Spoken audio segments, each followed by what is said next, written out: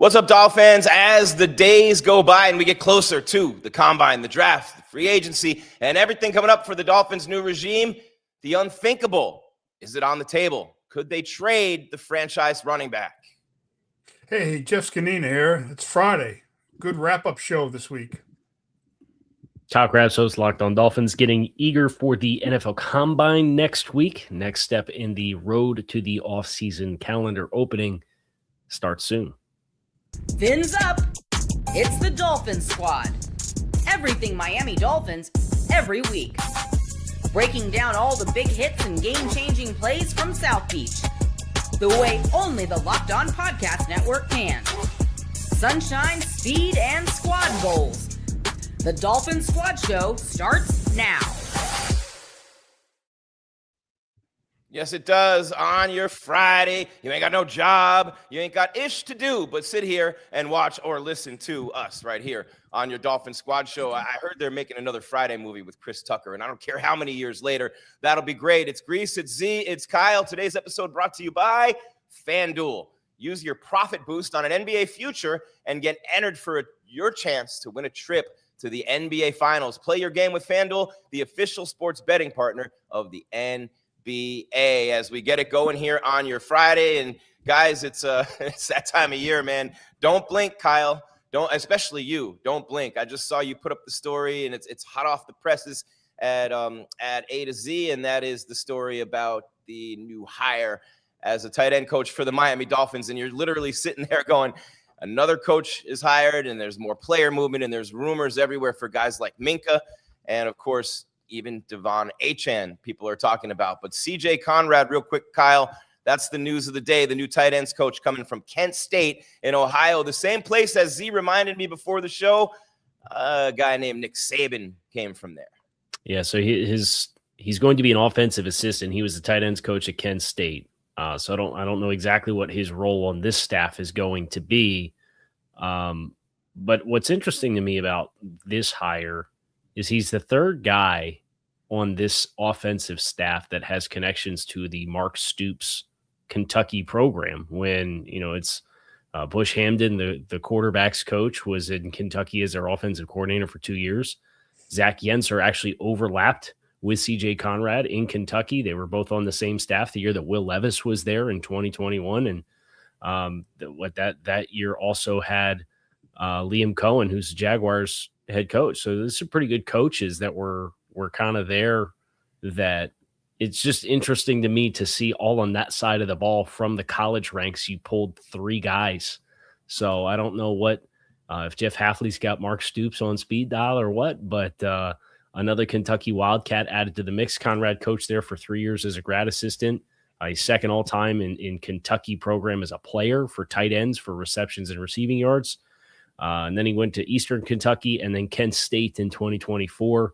He was their tight ends coach last year and now an offensive assistant. Seems to be a very, very well-regarded young coach who was on like the Giants practice squad as recently as 2020. So he appears to be on a bit of a fast track, and the Dolphins get him in-house. What do you think of all that, Z? That whole, I know coaches like to stick together, and there's familiarity there and kind of similar philosophies and things. I imagine that'd be at the top of the list, right? Yeah, no, without a doubt. You're always going to pick from guys, from your tree or from someone else's tree that is in your organization. And plus, a lot of it nowadays is also agent-driven. So someone, they might have all the same agent, and the agent's trying to get as many guys as he can into the league. So, he's going to push his clients on his other clients. And it happens all the time on these hires. Oh, I got you. It's kind of like what Ari Emanuel's doing with Pat McAfee now. It's like, you see that? He's on Tulsa King. He's going to be a Hollywood star now, Pat McAfee. But it's interesting to see, you would think, and I would think, Kyle, that the coaching staff is pretty much good to go now, right? There's no other real glaring openings or spots where they bring anybody else in.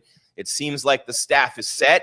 A lot of names we don't know. A lot of young coaches, a lot of inexperience, not in terms of, I'm just talking about experience in the spotlight, big jobs, things like that. So, but true to his form and what we said from day one with Jeff Hafley, Kyle, teachers. Yeah, it's the intrigue here on Conrad is obviously super high because there's not a lot of body of work as a coach, but he was finalist for an assistant award or a nominee for an assistant award this past year. So he seems like he's going to bring some value, and there's multifaceted roles that he's had and filled. And you can always add a senior assistant or an offensive assistant, or you can always make up a new title to put somebody else on. But I think the surprising thing about this one was that it came after they formally announced the staff, right? They put out the formal PR statement with everybody and the roster of the coaches that's going to be here. And they tack an extra one on here with CJ Conrad. But I would generally agree that, yeah, we're probably done, but maybe there's an opportunity that's too good to be true. It's going to be a lot of fun to see how this all shakes out. All kinds of things coming up, but the unthinkable, and people are already, really jumping off of buildings over this, guys. And, we from the beginning with John Eric Sullivan and with Jeff Hafley, we talked from the beginning what these guys are going to want to do when they come in here. And they're going to want to get younger. They're going to want to accumulate draft picks. They're going to want to rebuild from the bottom up the team the way that they want to build. That's what any coach would do. But with these guys in particular, we're talking toughness. We're talking nasty up front. We're talking about dominating line of scrimmage. We're talking about DBs and linebackers who fly all over the field and hit the crap out of people all day long. And we're talking about a little bit of a power running game. I don't want to over exaggerate that, Z, but you would think, and you're looking at Achane and what he's been for this franchise, it just leaped into a career year last year when Tua struggled and Tyreek Hill got hurt. What would they have done without Achane carrying the load? But nobody's untouchable, see. And most of these are coming from other cities. I want to say this. There's one out of Kansas City and several of them from different cities talking about how their team could trade for Achane. The Dolphins could get a haul for him, but I don't know what the market is for running backs. Kyle, I think you could speak more to that right now. I know it's a little softer than position. Z, I guess we said it. Nobody's untouchable, but your thoughts on these rumors flying around about Achane? But again, you said they're coming from other places. So until they come from the building and from, the powers to be at the Dolphins, then you got to put some more weight into it. But again, every team's going to always listen to every player on their roster for what value they're worth. If you come in and you say, hey, I'll give you a first and a third, or a first or a second and a third for him, you got to think about it. I mean, again, you're rebuilding this roster, this franchise. So you might as well, and again, Kyle mentioned a couple weeks ago about how Sullivan wants to accumulate draft picks. Best way to do it is, you take some of your better players and you start, hauling in some draft picks, because we have some running backs on roster, and we'll keep adding for them. So, you got to listen to every phone call and see what it is, and if it's too good to pass up, you got to really think about it. Bears, Chiefs, and wait for it, Packers, the three teams and the three articles that came out from those cities, Kyle. And I know you could speak a little bit better to the market for a guy like Achane, and as a Dolphin fan and as someone who covers the team as closely as you do, just wonder what your thoughts are on this and if you think they should explore it. Yeah, I think you could probably dial some of this to everybody kind of sees the writing on the wall. Dolphins moving on for some players. Everybody looks at the roster and identifies who the most attractive piece is, and people trying to manifest, or people talking speculatively, and sometimes it's those speculative or hypotheticals that people pick the ball up and they run with, and then they catch fire, and now there's a big conversation around it. So that's kind of the social media age that we live in too, right? So I'm sure there would be interest for DeVon Achane. I think the challenge for Miami is he's going into a contract year. It's going to require a level up and a pay for any team. So it's one thing to pay a running back. It's another thing to pay a running back and give up premium draft capital to get it done. And I think that's the part for Miami that, I think that probably would cut away at getting to those too good to be true offers that you would have to leap at. And also the fact that, they know in the back of their mind the franchise tag total next year if they don't get a contract extension with Achane, and they think they can find a quarterback, or they want to draft one in 27, and they're going to invest in the rest of the roster, and they feel like they can compete in 27. And obviously they're going to try to win this year, but they're going to have limited resources to do that. It's like $14 million, all things considered. So, between this year and next year combined, if you had to use the franchise tag, you'd spend $20 million for 2 years. I mean, that's not even top 8 money at running back these days. So That's just kind of the nature of the position, unfortunately, versus everything else that's at play with all these other positions. And I'd be surprised if they found the offer that would make it a no-brainer to trade Achane because of positional value and the fact that a new team would have to pay him. I think that's the things that works against seeing something like this come together. Where is the positional value of running back? A couple of years ago, it was at an all-time low, right? It used to be one of the most valued positions on the field, but after Barkley had the big year with the Eagles, and we've seen running backs kind of become, it was only a short period of time where the running backs seemed to be going out of style, but the last couple of years, the position, to your point, Kyle, has made a comeback. So with all things being considered, still, though, you're not going to get a haul for a running back like you would for one of those other positions that we always talk about, like QB, of course, edge rusher and an offensive tackle, and maybe even a game-breaking receiver or running back. It's just not a high-paying position relative to the others right now. So how much could you actually get back for that guy? Yeah, I mean, running backs don't get paid that much like how they used to. I mean, Barkley was, an exception. And what he did 2 years ago, kind of, like you said, reset the market for it. But again, you can get a running back almost anywhere nowadays, it seems like. I mean, Terrell Davis was a 4th rounder, I mean, you have your elites in the 1st round, but most running backs, if they're 2nd, 3rd rounders and they can produce. So if you can get some draft picks, again, like I just said earlier, you got to think about it because, you're not going to want to pay him the big money in a couple of years. Yeah, and so here's the thing. Achane had a career year, obviously. He's got the young legs. He's fast. He breaks tackles. Yards after contact is huge. He's great out of the backfield. Obviously, we don't have to sell you on DeVon Achane, but 238 carries, 1,350 yards, 8 touchdowns rushing, 67 catches, 488, almost 500 yards receiving, and 4 touchdowns through the air. So 12 total touchdowns. The guy only fumbles 1 time all year. And then, Kyle, you're looking at the rest of the running backs in the league. And I think obviously Bijan Robinson's very similar to Achane in Atlanta. Out of the backfield, he's good as well. McCaffrey, Barkley, those are the top running backs. But the market leaders in terms of what they get paid, you got guys like James Cook and Josh Jacobs and Jonathan Taylor. And right now I'd take Achane over any of those 3, Kyle. Yeah, I think what is interesting and part of the projection that also I think complicates potentially a contract negotiation with Miami and Achane this offseason if they decide to not only not trade him, but proactively get that investment done. How much of this was Mike McDaniel's scheme? Do you want to see him in Bobby Slowick's offense for a year before you decide if you're going to commit to the long term with the new regime, right? It's the inevitability of this entire business is coaches and executives want to come in and they want to have their guys on the roster. And it's always going to require that extra little layer to get that marquee investment, like top of money contract, like DeVon Achane's probably going to command when it's all said and done, from a general manager and a head coach that weren't the guys that picked you. And, the production's outstanding. I think there's a lot of meat on the bone for kind of getting more efficient touches in the passing game instead of all the just schemed and designed touches behind the line of scrimmage that DeVon got this past year.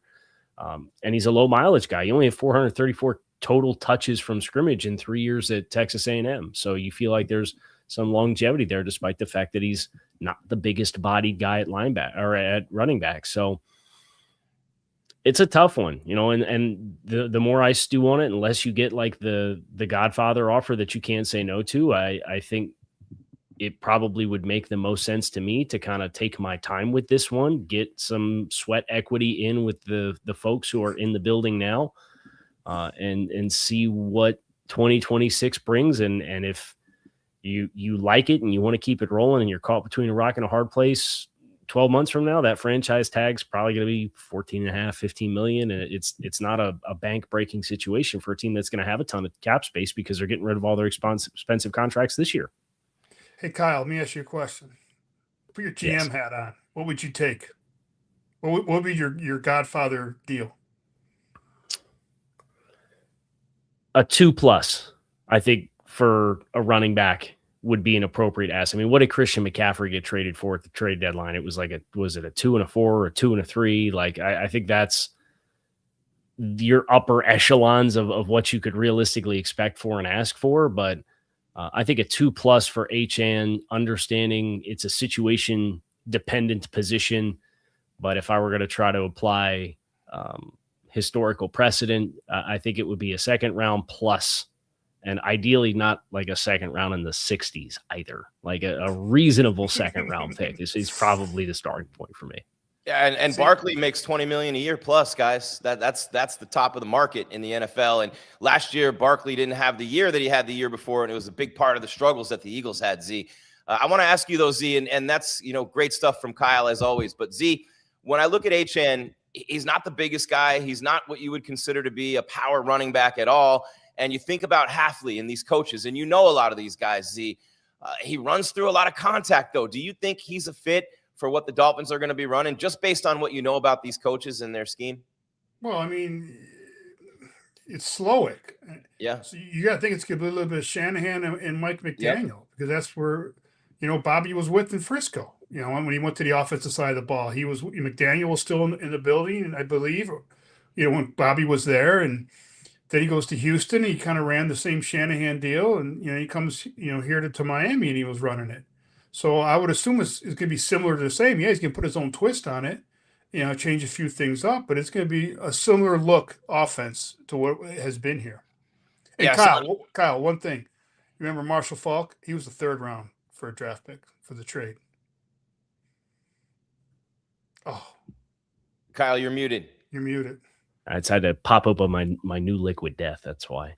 I didn't want the cam pop going on in the background. I thought my speaker went out again. I was like, no, you don't have to sit there and hold your finger down on the volume button. Freaky Friday again. Dolphins fans probably don't like hearing that historical context, right? But that's just the reality of the position is, when you invoke dollars at running back, it means the compensation has to go down, or you can have several years of cheap control if it was a player that had several years of rookie contract left, and you could ask for more.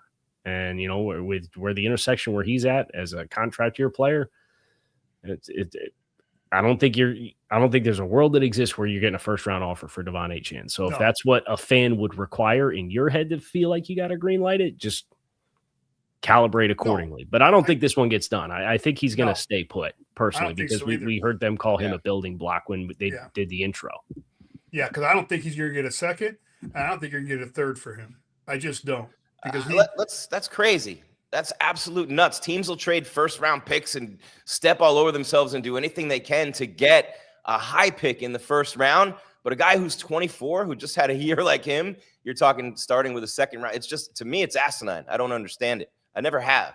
You'll roll all these assets into an unproven kid and pay him millions of dollars.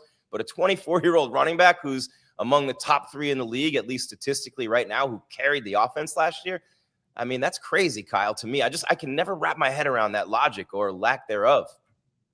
So I think we on the outside, and Z, you can, and I know we got to get a break too, but I think we on the outside covet the talent of the player. And I think a lot of the decision makers and people that are responsible for running the team, they're looking at the needs of the many, and they're looking at the ability to assemble a team, and they're looking at all the parts and the sum of all of the parts. And they really covet the draft picks. They really covet the dollars. That's a much larger share of the pie for the conversation for those that are running the teams, as compared to us on the outside see a very productive player. And how situation transcendent are they? How sustainable is their play? What do we not know behind the scenes about individuals that sometimes you see a player that gets traded and you're surprised by what the compensation package is?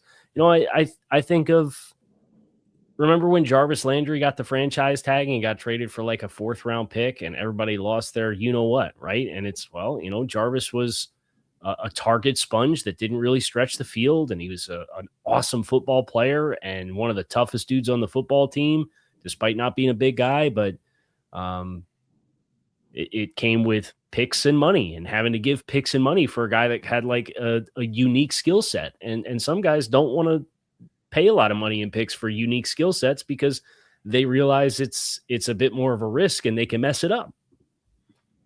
Good answer, Kyle. I appreciate that. We do have to go to break. We come back. We'll wrap up the Achane talk. The chat's going crazy, by the way, guys. We appreciate you being here. It's your Dolphin Squad show on the Locked On Podcast Network, the #1 podcast network, the number 10 channel right here, built by Kyle Krabs, Locked On Dolphins. We're live on YouTube. Then we upload, you download. Right after we're done on YouTube, we go Spotify, Apple, iHeart, Stitcher, Podbean, and of course, we are also on Roku. Shout out to the people watching us all over the country and all over the world on Tegna TV stations and wherever you're streaming us or downloading us here on the show. Former Dolphins Jeff Scanina, the ultimate Dolphins insider Kyle Krabs, and I'm Jim Greasehaber. Call me Grease. More on the other side with Achane and Minkah Fitzpatrick. Yeah, he's a hot commodity right now. A lot of teams wanting the 5-time All-Pro safety. We'll keep it going on the other side. As soon as I get a chance to tell you about FanDuel, ever wanted to experience the NBA Finals live and in person? Let me be the first to tell you, it is one of my favorite sporting events. Unbelievable in person, the vibe, the music, the energy, it's incredible, and the basketball for that matter. FanDuel is giving you the chance to turn that dream into a reality with their NBA sweepstakes. And here's how it works. I said sweepstakes. It might as well be sweepstakes is the word. Here's how it works. Use your profit boost on any NBA future, and you'll automatically be entered for a shot to win an NBA Finals trip for 2. That's right, flights, tickets, the whole shebang. If you're already looking at the board and thinking about which team can make a deep run, this is the perfect time to lock it in. I love futures this time of year. Who doesn't, right? Whether it's picking a team to win the chip or grab a conference title, it adds that extra layer of excitement to every game down the stretch. And now, not only can you pick your cash, you could be going to the NBA Finals. Visit FanDuel.com to get started. Use your profit boost on an NBA future and get entered for your chance to win a trip to the NBA Finals. Play your game with FanDuel, the official sports betting partner of the NBA. On the Locked On Podcast Network, your team every day. All right, rolling along with the show. That's Kyle, that's Z. I'm Grease on the Locked On Podcast Network, Locked On Dolphins. Thank you, everydayers, for making us who we are and helping us build this network to be the #1 podcast network in the world of sports, and this channel in the top 10. And we appreciate all the great work from Kyle, but we appreciate you making that work stand out by being here, by watching, by downloading, and being a part of what we're doing as we continue to build and grow. We're here twice a week all year with the Squad Show. One of them during the season is after every Dolphins game. All right, Z, Kyle, we talked about Achane, and Kyle, you gave us your sweetheart offer for him. With what you said, there's no way I'd do it. And I think I'm with you guys, thinking he stays. He runs through a lot of contact. He's obviously a big-time dual threat out of the backfield. And if I'm Slowick, I'm building everything around 2.8 right now. Yeah, I mean, you have to. I mean, between him and Waddle, that's all we have on offense right now. So we got to build it through him. And anytime you have a young quarterback, if you have a running game that's having success, and he's able to catch the ball out of the backfield as a safety valve, it's only going to help. So yeah, you got to build it around him going forward, or if you do trade him, whoever the running back is, you got to start with your run game, and that's what that Shanahan, and Slowick offense is going to do. That's how it's built, and so once you get the run game going, you can set up your play action pass. Everything else falls into place. And Kyle, with Bradley Chubb already gone, and obviously Tyreek Hill and the other moves that the Dolphins have made, a lot of people, and there is that speculation about Achane. And again, those stories were coming out of Kansas City, Green Bay, and Chicago, teams that would love to have 2.8 in their backfield and thinking that might be the only missing piece they have, and that would be a good argument, obviously, for any of those teams. And the momentum out there is that Tyreek Hill ends up back in Kansas City. Chris Jones, his former teammate, is like, Cheetah, it's time on social media. Tyreek posting that he's in KC, so wouldn't be surprised to have that happen. But we all think that Achane's going to stay. A guy we don't necessarily think is going to stay, at least I don't, and a lot of people out there in that same boat, Z, is Minkah Fitzpatrick. I love the way he plays the game. Who wouldn't, man? Watching him fly around the field, his coming back to Miami and playing the way he did last year down the stretch, second half of the season, he kept getting better and better, started making plays for you. He's a leader on the field. He's a defensive back. We know Hafley loves them, but there are also a few reasons why Minkah Fitzpatrick would be traded. Z, what are your thoughts on Minkah as a player and the rumors about him being gone? I mean, he's a solid player. I mean, he commands, the defense. He's a good leader out there. it's hard to find a good safety in this league, who's smart, who gets it, who knows how to play football, and gets everybody, going on the same page. And that's what he does back there. He's a field general, and that's what you want at the safety position. So again, it falls in with anything. If you get the right price for somebody, trade wise, draft pick wise, as this rebuild is going, you have to listen to it. So if you get the right price, you go on the move, because eventually you have to pay him, some money down the road. So you got to think about that too. And he's an older guy, getting dinged a little bit here and there. It's only going to, increase. So if you get the right set of draft picks, you got to think about it. What are you thinking, Kyle, about Minkah? I think the tough thing about Minkah is Minkah has already shown to Dolphins fans he's willing to facilitate a departure from a place if he's not happy with the circumstances. And he did that to the Dolphins in 2019.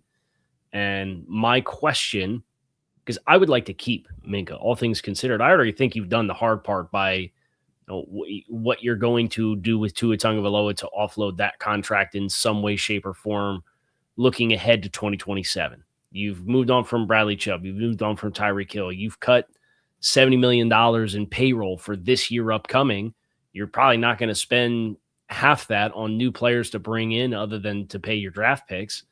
And I think Minkah, who's going to be 30 years old this season, does have plenty of good football left in him. And I think he's a great match for Jeff Hafley and the secondary. But if Minkah, who's in a contract year, wants a new deal, and he sees the writing on the wall for what this Dolphins rebuild is going to look like, and he says, I'd really prefer not to play it here because I only have so many opportunities left in my career. He played hardball with the Dolphins the last time around. So as much as I would like to say, hey, figure it out with Minkah, because I think he'd be a great asset for your secondary, and I think you've already done the hard thing to slash a bunch of payroll, you want guys that are going to want to be here. And they're talking about building through the draft and having everybody be on the same page and rowing in the same direction. And I get the concerns about potential. He's probably going to get $18 million a year on a new contract extension. That's like barely top 5 safety money these days. Now, Kyle Hamilton just got 25 per, but it's a whole different cat by himself, right? So that the rest of that top 5 is 21, 20, 18 and a half, 18. Like he's probably going to be in that ballpark. So if you don't want to pay that money to that player at that juncture of his career, I get it. I think he is immune to some of the questions and concerns you would have about a safety who ages because of his versatility, how he could play lower down the line of scrimmage. But it's got to make sense for everybody. And if he doesn't feel like it makes sense for him this time around for Minkah, I was real sour the last time they moved him. Because I thought he was a great player and thought he'd be a great building block. And you lost him after 1 year, after 18, 19 games. And this time around, because of his age, if he wants to play somewhere else, I think he is somebody that will have some trade value for you to get a mid-round pick out of him. I would take it. And I would say, okay, that's the way that this makes sense for everybody.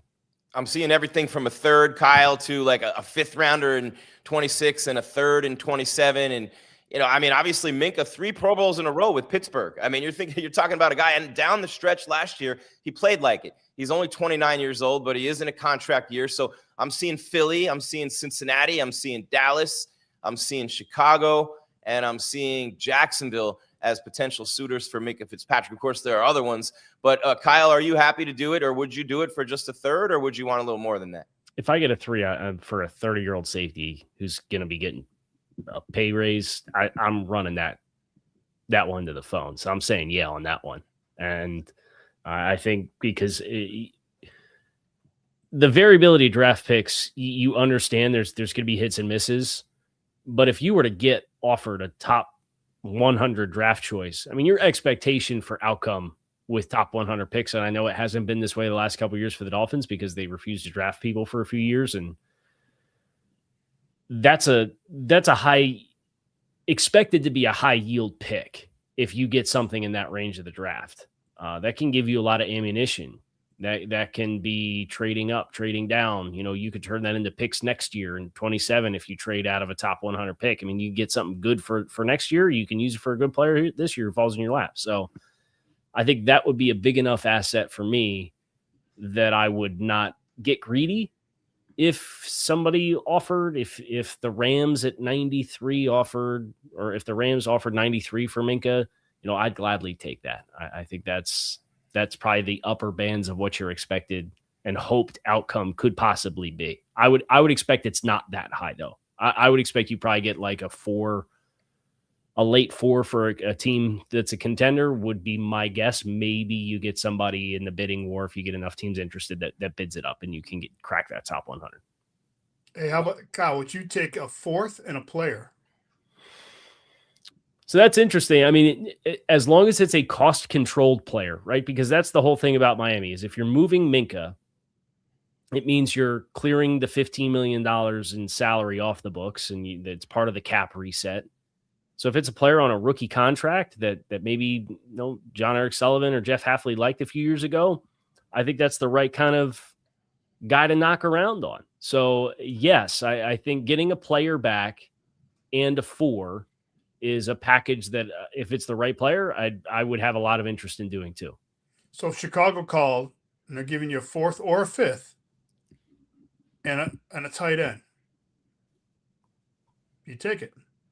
Which tight end? Cole Kmet. You know what tight end? The one Yeah, they want to I get know rid it, of. I know what tight end, but he's not on the rookie contract. No, he's not. So But he's cheaper.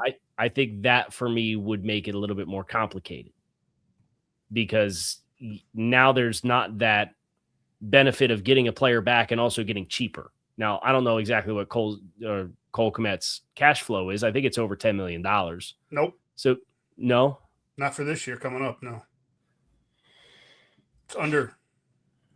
I believe it's under. I believe I read. I didn't ask him. I believe I read it's under that. I would have that on my short list. I'd be interested. So he signed a 4-year, $50 million contract. His base salary is 8.9, and then he's got a $1 million roster bonus that's owed on the 5th day of the league year. So 9.9 with the roster bonus. Maybe. It probably wouldn't be my favorite offer, but maybe.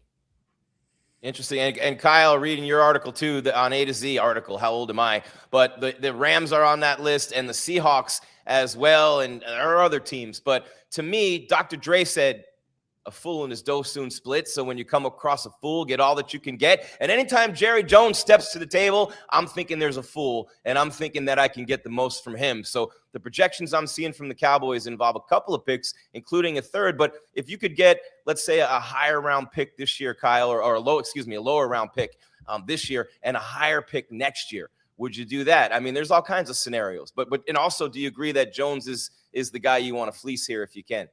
So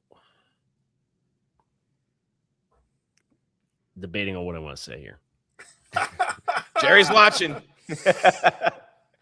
I understand that the Dolphins had some conversations around Minkah Fitzpatrick ahead of the trade deadline. And as I understand it,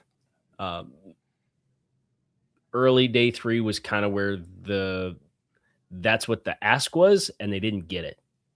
So who were teams that were looking for defensive players and made a splash at the deadline to trade for a defensive player? I'll let you read between the lines there. But what I would say with the future picks versus this year, the 27 class is perceived to be a much stronger draft class. And where that top 100 pick checks in this year, I think can be defining for how attractive I think it is, because I think you do hit like the 90s in this draft class, and you're looking at guys that probably in an ideal world are being traded or being drafted like around later. So you're kind of thin towards the back of the top 100 for what kind of caliber of players you get. So if you're getting offered, if all things else are equal, and you're getting offered a 2027 3rd round pick, that has my interest. But I think teams also know that. And I think if you're going to get offered the high pick, I think the team would be more inclined to make it the one this year to maybe the player you draft at 75 next year is equal to the player that gets drafted at 55 this year because of the difference of the draft class. So I think I would be much more inclined to get something lower this year and the big pick next year. But I think teams also kind of know where the value does and doesn't exist in this year's draft.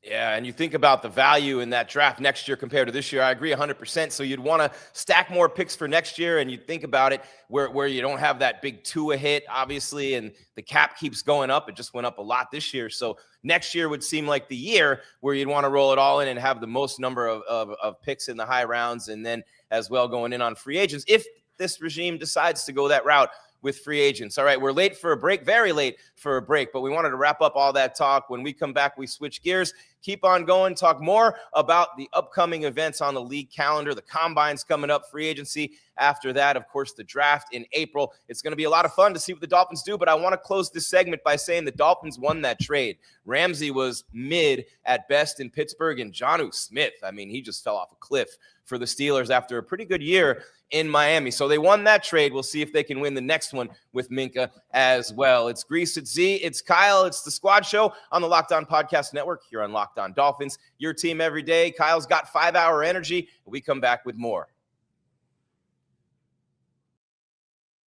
NFL draft is right around the corner, but I want to welcome you to the 5-hour energy flavor draft. We look at every aspect of the draft to let you know which tasty flavors are the best and which might just be the sleepers of this year's draft. The board is set. The flavors are ready. Only one is going to take the top spot. 5-Hour Energy has a wide variety of flavors and something for everyone. My personal favorite is cherry. It's the bold cherry style flavor with that light tart edge and a bright, punchy taste as well. But do not sleep on strawberry watermelon. If you like a little sweet, a little sour, candy-like flavor, the ultimate flavor duo. Find your new favorite flavor of 5-Hour Energy shots, available online at 5hourenergy.com or Amazon.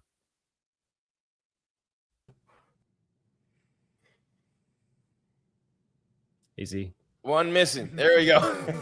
I think the chat would like that, guys, if I just left it the way it was. Although I'm getting props today. I put you got one prop, Grease. You got one prop. I got one prop. No, there's an S on that. It's props. There's no such thing as getting a prop. I'm not in a play. It's props. Well, it seems like it. Oh, hey, I'll take that one, man. That might be the first one ever. I'm moving on up like the Jeffersons, man. I'm also showing my age with that reference. I better, I sound like Defo. I used to always tell Defo when we did a show together for guys like, Defo, you can't talk about Doc from Gunsmoke anymore. It's 2004. So we were working on those references, but man, he's the master of that. Shout out to Jeff DeForest. And, you know, Kyle and Z, as we talk about the trade scenarios, and I think we'd all agree, right? The Dolphins definitely won that trade, Kyle, with Pittsburgh, bringing back Minkah. Yeah, I think you avoid having to pay Jonnu. I think Minkah was the best player involved in the deal. Jalen obviously was Jalen moved to safety, right? Like that was how they had to kind of move the puzzle pieces around in Pittsburgh. And it'll be interesting to see what Pittsburgh chooses to do with Ramsey, who there's cap savings there that they could choose to tap into if they wanted to move on from him. Jonnu, that one was the disheartening one because of how good he was in Miami. Obviously, Darren Waller, I think you could look at that whole parlay and exchange. There's some good creativity that was involved there. And please don't take this as me heaping praise at Chris Greer, but Waller, the injuries are a part of that calculus. But, I mean, did Waller have more touchdowns than Jonnu averaged yards per catch this year in Pittsburgh? Like it was probably pretty close. Like Jonnu and Arthur Smith, it was supposed to be this great reunion of these two guys that really knew each other well. And there's just no efficiency in the passing game for Pittsburgh in that regard. So credit to Miami for how that individual exchange in late June and early July turned out, because I think all three of those moves, Waller coming in, sending Ramsey and Jonnu out, not paying Jonnu, and then bringing Minkah in. I think all three or four of those moves actually worked out Miami's favor when it's all said and done. Yeah, you think so too, Z? Yeah, without a doubt. You just got to see moving forward what's going to happen, Oh, and I want to say something real quick, Kyle, because you dropped an article about Minkah and about within 15, 20 minutes, there's about 10 or 20 on the heels of that coming from other people floating the same destinations that you floated. So people, and Kyle, this is your opportunity to let everybody know there's a lot of concern for you in the chat. People are saying you need 5-hour energy. You look tired. I'm like, give our guy a break, man. Have you not paid attention to the news cycle lately? Yeah, I mean, I'm got 2 kids under 5. I'm scouting 300 players for the draft. I'm writing 25 articles and doing 10 videos a week for A to Z Sports. I got 2 1-hour-long squad shows with these 2 knuckleheads. I got my own show, Kyle? 5 days a week. It's Friday. It's you almost guys over. want from me? Jeez, Louise. Oh man, as he just slugs the liquid death. You know, Kyle's hardcore when he's drinking liquid death. That's trying to stay hydrated right now. That's it.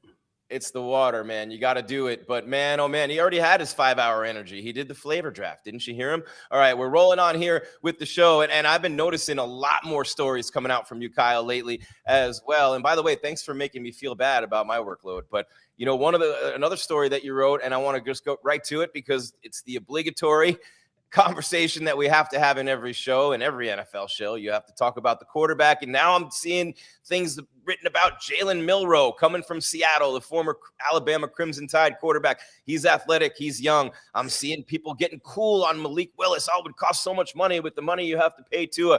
And people keep speculating, and that's all we're doing, Kyle, because nobody really knows what's going to happen here. But as the world turns with the Miami Dolphins, the quarterback conversation is as hot as ever.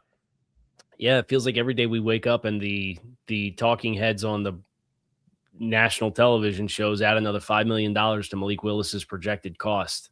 So this time next week, he'll be getting $60 million and then wait until a couple of days before free agency starts and Malik Willis will be getting $75 million. And it's just, it has really jumped the shark. And maybe a team does get desperate, right? But there is a number of opportunities of historical precedent in which even the teams that are desperate for quarterbacks show some level of self-restraint and awareness about paying for a player. And I'll tell you this, I'm like very pro the idea of Malik Willis, but if you're going to get north of $26 million, it's not a cost-effective move anymore, at which point I'm out, right? Like that, it's what are the cost-effective opportunities that you can find and taking as many of those as possible until you have a no-brainer, what you feel is a no-brainer staring you in the face. And then you swing for the fences in that regard, right? And we're not in swing for the fences territory. So if that's what the cost looks like, then hey, more power to him. You know, he's represented by Athletes First. They're great at maximizing players' value. I'm sure part of this is kind of the information game. I don't think it's a coincidence that his representation a couple years ago I think his actual agent did more than $1 billion in total value of contracts in a calendar year. Big surprise. It's a quarterback that hits the market and some teams that really need it. And the headlines are going crazy about how much this guy's going to get paid. It's right the week before the combine. Right. So there's a little bit of the game within the game that I think is happening there too. But it will be interesting. You know, I expect them to be very interested in Malik because they know him as well as they do. But if that price becomes not cost effective, then keep on pushing. Go find the next opportunity that makes a lot of sense. And it's just, I guess for them, it's where is that line in the sand? And that's what nobody's going to know until it's stopped being reported. Matt Hasselbeck on ESPN saying that he's going to get $40 million a year. And we actually figure out what teams are actually offering, you know? Yeah, interesting conversation for sure. And, you know, Darlington County, Jeff Darlington, your guy, Kyle, I mean, he's one of the best in the business. And you just wrote about how he said there's no way that Tua is going to be back here. And most people feel that way about Tua. They don't want him back. Dolphins fans don't want him back anyway. But you have to think the likelihood is pretty high that he'll be gone. And every year, Z, in the NFL, we see this happen every single year from Kurt Warner right on down. There's a couple of big surprises every year. You know, a few years back, it was Kirk Cousins. And, you know, then you get a guy like Sam Darnold coming out of nowhere and whoever the backup is in San Francisco. But it's interesting to see how many people are freaking out about this quarterback position. Like there's no quarterbacks left on earth right now. So there is time, and there is time to be patient with these guys as they look for QB1. Yes, there is. I mean, you know, all the free agent quarterbacks year are hitting a lottery. And here's why, because there's not many in the draft. You know, again, we'll see after the combine and all the scouting that's done and see if any of these guys rise up. But right now, it looks like a weak draft for elite quarterbacks. projected elite quarterbacks. Maybe we rephrase that. So, the free agent quarterbacks are going to be hot this year. It's no different than some years when there's not a lot of pass rushers out there. This year, there's a lot of pass rushers in the draft that are potentially elite for the first 2-3 rounds, I think. So, the money of pass rushers in free agency is not going to be like how it is in certain years. That's why it could hurt like a guy like Max Crosby in the trade situation that he's, supposedly he's asking for, but it's he said, she said on that deal. But it's going to hurt him because there are enough dudes in this draft to fulfill teams' needs there. So he may not get that desired trade that he's maybe wanting, and so that's why these quarterbacks, the money's going to go up because a needy quarterback team doesn't think they're going to get one. They're going to go ahead and spurge the money on it and take a flyer on it. It's interesting to see how it plays out. I mean, did Jalen Milroe, the guy that people are talking about too, young and athletic, people are scouring and looking at backups all around the league and guys that could be deemed as expendable that you could trade a pick or two for. And we talked the other day about Ewers right now with Tua in that room. And, it's the timetable's crazy because you have the combine coming up and they could still draft a quarterback who ends up coming in and playing in year one. And they could get a guy like that in the third round. It's happened before, but the draft is coming. You got the combine starting next week. I think it's the 25th in Indy. And then you have all the things that come after that, Kyle. How soon for you, for your own personal taste, for you to make you feel better and help you sleep better at night, what's your ideal timetable? When would you like to see them have somebody else in there to compete by? Do you have a timetable for that? Week 1. Week 1. Okay. There's a lot of ball game left, brother. And so I don't care where it comes. And part of the reason I feel that way is because I know the practice of the quarterback philosophy that John Eric Sullivan has talked about implementing with this franchise that has been conducted in Seattle and Green Bay and all the other places that are out there, right? It's not just lip service to say, hey, we're going to keep investing in the quarterback position. So if free agency comes and goes and you don't get somebody, okay, I got a feeling maybe there's a pick swap and a quarterback coming via trade. I'm not super keen on giving picks away for players straight up this year just because they need the picks, right? They need the cost controlled players with 4 years of rookie contract talent at effectively minimum salary plus whatever their draft slot signing bonus is. So they need those players on the roster. So whether it's a pick swap, whether it's free agency, whether it's via the draft, whether it's after the draft, maybe somebody else drafts a player and then a quarterback, and all of a sudden they've got a guy that's in his third year in the league and they see the writing on the wall and they don't think that he's going to be part of their future. So they're more willing to trade him in June or July. I'm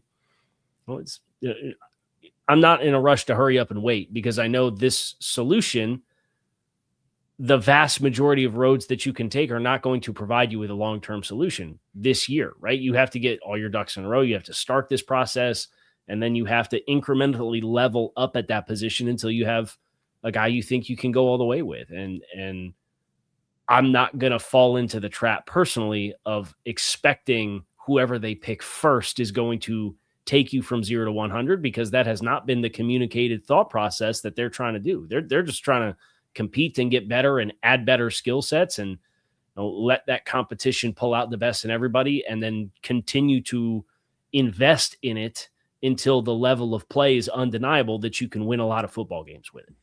Yeah, and a lot of people in the chat talking about, hey, you guys are pushing QB narrative too much and Brady was elite until the Giants faced him and whatnot. But let's be real. People talking about all the different positions, but quarterback still has to win big games for you to win a championship, for you to even make the playoffs. I mean, just look at Sam Darnold. He made more plays than Matt Stafford, the MVP, and beat him. He made more plays in the Super Bowl than the Patriots. And tell the Bronco fans that the QB doesn't matter after what happened with Stidham in that ridiculous AFC championship against New England. We got to wrap it up here on the Squad Show. But before we do, take a quick break. Come right back as we continue on YouTube. And hey, if you downloaded us on Spotify, Apple, iHeart, Stitcher, Podbean, or you're watching us on Roku, anywhere, even on a Tegna TV station, welcome. Every day or right on down to a newbie. We appreciate you helping us be the #1 sports podcast network in the world. And right here, Locked On Dolphins with Kyle Krabs, the one channel. We wrap it up right here on the other side.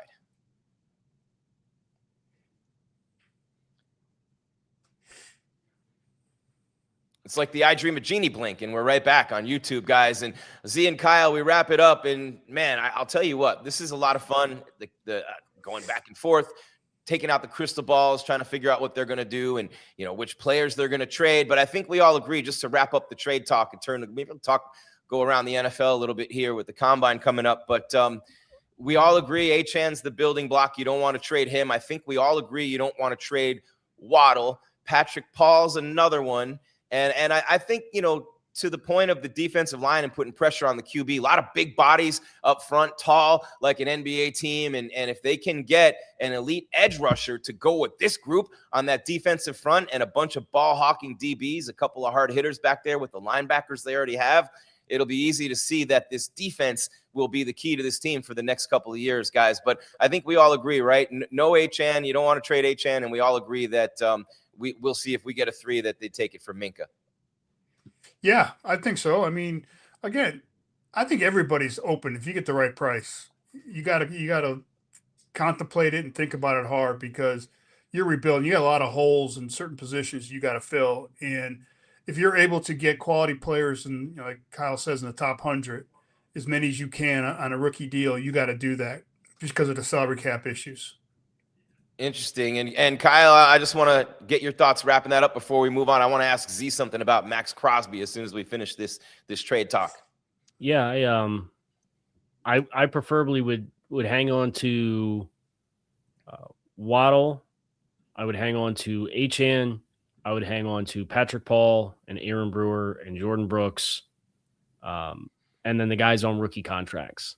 I don't think you're really in a great position unless somebody gives you a Goldilocks offer for a guy who's already a cost control guy on the roster. You need as many of those guys as possible. So I think that for me would be the core. Anything beyond that, I think there's an intersection. Like, I think Austin Jackson has some level of potential trade value because he's a tackle that's owed $11 million in cash, and the play's been solid when he's been on the field, but I don't think you could put a lot of eggs in that basket responsibly, and his salary is not guaranteed. So can you get somebody to give you a midday 3 pick for Austin Jackson to get him something for him as somebody that's probably, again, not this regime's guy that's getting paid significant amounts of money? There's some marginal cap savings that they could tap into, but they could also post June 1st designate him and save I think it's $11 million after June 1st. But if you can get something for him, anything really for him, if these guys aren't the future, don't pay them the money now. I think that's the crux of kind of my school of thought for where we're at with the roster. There you have it. That's Kyle Krabs, Locked On Dolphins. Don't forget, day in and day out, unbelievable content from Kyle right here on the channel, wherever you're watching or listening to us right now. Z, I want to talk to you about Max Crosby, and Kyle, I'm curious to get your thoughts as well, piggybacking on Z. But 3 years, $106.5 million last offseason was the contract for him. Had the knee injury. They shut him down the last couple of weeks. But Z, the Raiders have, I think, the second most cap space in the league. They got a ton of money. They got a whole new regime coming in with Clint Kubiak, and with all that money, they have a chance to get a haul for Max Crosby. I mean, we're not talking about what the offers would be for Achane here. We're talking a big haul for Max Crosby, and I'll let Kyle speak to that because he's better at it than I am. But Z, Max Crosby on the move. You like that move for the Raiders? They almost have to trade him, right? With all that cap room and rebuilding. No, I don't have to trade him. I mean, I don't think they're going to trade him. It's hard to find a dude like that. That guy's the heart and soul of your defense, if not your team. The way he plays, what he brings week in and week out, day in practice and everything. He just wants to win, and that's what you want on your team. I mean, he's said it over and over the last couple of weeks, months, that all he wants to do is win. Mm-hmm. He's not talking. People are saying things on his behalf. He supposedly he's not. So you got to believe the kid. He just wants to win. So whatever, he wants them to build around him. They want to build the team so they have a chance to win down there in Vegas. And that's all he wants. But again, if you get a Micah deal for him, yeah, you think about it. But I don't see that happening. Again, not this year. Kyle, I mean, they saved over $30 million. There's a dead cap hit of only 5 on Crosby, who's 28 in the prime of his career. He and Myles Garrett, whoever you want to choose, 1 or 2 in the league. Yeah, I think for the Raiders, they number 2 in the NFL, and like they got over $90 million in cap space. So for me, it's less about the cap element for Max, and it's what kind of offers are you going to get, right? And I think the big difference between the Raiders this year and the Browns last year with the Myles Garrett situation, remember, he requested a trade. He wanted out of there. The Browns had a very bad cap situation and continue to have a very bad cap situation. So I was very pro trading Myles Garrett because you're talking about doubling down on a guy that, as good as he is, and obviously he broke the sack record this year, but the Browns have a bunch of their entire offensive lines contracts are voiding out with $15 to $20 million in dead money in each one of those. They've still got another year of fully guaranteed money that they have to pay Deshaun Watson. They're in a rough way. The Raiders are in a different spot because they have the spending power. They have the cap space at their disposal. So I'm kind of open because I agree, you're getting ready to go in a new direction. There's going to be a point where that intersection of how valuable he is to you versus how valuable he can be for somebody else versus how long is it going to take you to get to where you want to be as a competitive team? There's going to be a point where you start to lose leverage on that, triangulating those points. I don't know that we're there just yet.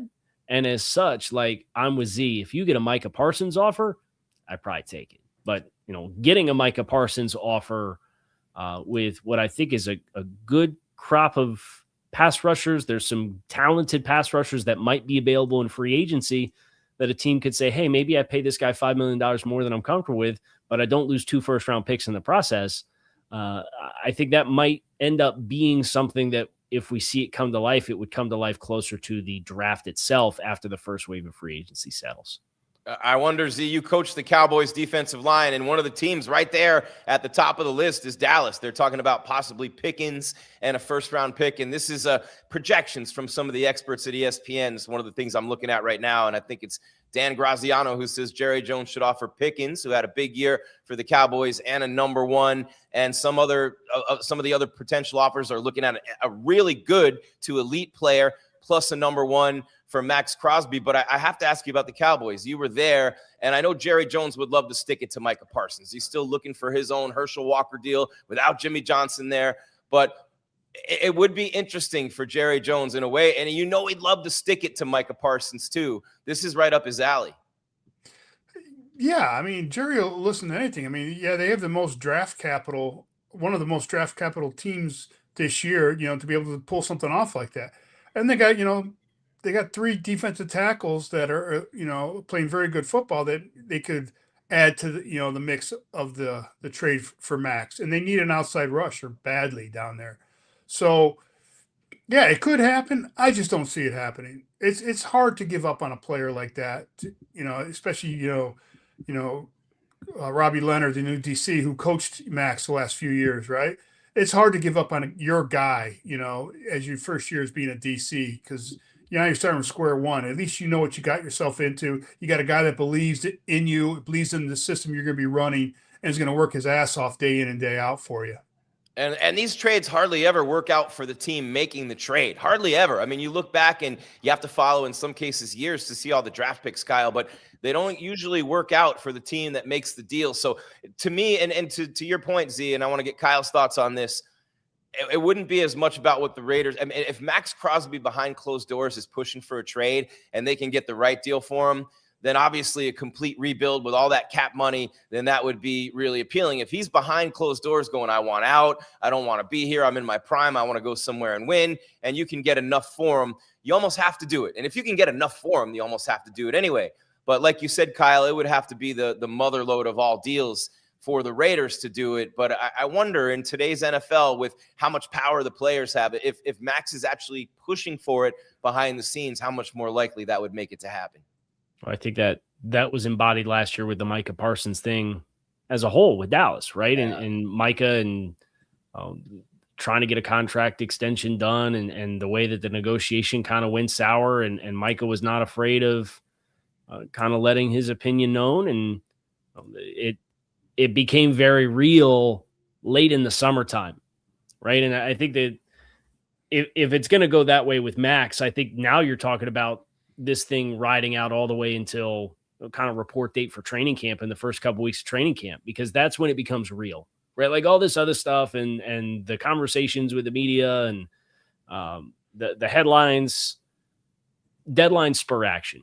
And until it's time to put cleats on the grass and actually go out and practice and start getting ready to play a season, it could all just be perceived as posturing. So if Max wants to take it there, I think you look at how the Parsons saga went last year and you understand you're in for a marathon of a summer if that's the case. It's going to be a lot of fun. And Z, I want to wrap it up with you, your neck of the woods, man. Are the Bears going to Indiana? Say it ain't so. I don't care. Indiana's trying to steal the I'm a Bears out Dolphin of fan. Chicago. I don't care. I'm a Dolphin fan. Oh, man. But that's interesting to see. Can you imagine the Indiana Bears? It'll still be Chicago Bears. It's no different than the New York Giants. Where and the Jets? Where do they play? Jersey. Bears. That about sums it up, man. The way they've played over the decades. Going to Hammond. The Gary Bears. I mean, it's not much better. Hammond or Gary. Across that border. I don't think it'll. I think they'll still be in Illinois, in the Chicago or Chicagoland area. That's my thought. I really don't care. Well, there we go. The last thing I want to say as we wrap it up here on your Dolphin Squad show with Kyle Krabs, Jeff Scanina, and me, I'm Jim Grieshaber. Just want to add one more thing before we get out of here. My final thought, and then I'll throw it to Z, then Kyle for theirs before we get out of here. But my final thought for the day, and we wrap it up here on your Friday, is, man, is it fun in these off-season shows to just kind of speculate. And, I'm seeing things like Jalen Milroe for a third rounder, and then you get a third rounder for Minkah Fitzpatrick. You know what I mean? So the things that start to fit the puzzle and as the moves start to be made. But I saw a projection today, and this is my final thought, that the Dolphins, their over-unders 5.5. And I just want to ask each one of these guys right now, gun to your head, all your money on the line, are you going over or under 5.5 for the Dolphins in 2026, Z? Over. Kyle? I'm not placing a bet. That's my answer. I need to know what free agency in the draft looks like. I know. I mean, it's kind of ridiculous to say that. I'm going to take the snake way out here. There ain't no way you're getting me to place a bet on March 20th for the 26 win total. All right. Well, just preliminary, right? Everything's preliminary right now. And to Kyle's point, we have a ton of shows to fill in the off season. All right, Z, what's your final thought today, man? Get your rest, because from here on out, it's going to be fast action. Kyle? Keep your head on swivel for the combine. Lots of power players all in one place. And that means decisions and discussions are had, and things can usually come together pretty quick in Indianapolis. And we're getting close to that part of the calendar where a lot of agreed to terms or agreed to trade or agreed to release, those kinds of happenings are going to start here real soon. Yeah, and the combine next week, going to be a lot of fun. Kyle, are you going to Indy? Yeah. All right, so he was in Mobile. He'll be in Indy, all over the place. Kyle Krabs, and what else do you have on the channel? You've had a million things already popping up this week. Yeah, it's a combine preview, and then all next week is really, I think the Dolphins folks talk on Tuesday to the media, so we'll get something like that up on Tuesday, and then the rest of it will be any news that we get out of Indy and reacting to kind of the player testing and what it means for draft stock for guys that might be of interest to the Dolphins. All right, well, our schedule is going to be a little out of whack the next couple of weeks, so hang with us. A lot of things going on with the guys here on the show, so keep checking back to find out when we'll be live on YouTube. But you can always find us twice a week on YouTube. Even if you don't see us live, you can come back. And then, of course, Spotify, Apple, iHeart, Stitcher, Podbean, very strong audience with the downloads. We appreciate you. And then Roku, as well as the Tegna TV station. So the audience is growing. We're the number 10 channel on the network, which is number 1 in the sports podcasting world. The Locked On Podcast Network. For Jeff Scanina and Kyle Krabs, Jim Grieshaber, call me Grease. Thank you so much for being here and joining us for your Dolphin Squad show. We're back next week with 2 more episodes, and Kyle's got it. Until then, day in and day out, the best content in the NFL. Until next time, keep your game tight and your mind right. And thank you again for watching or listening to your Dolphins Squad show.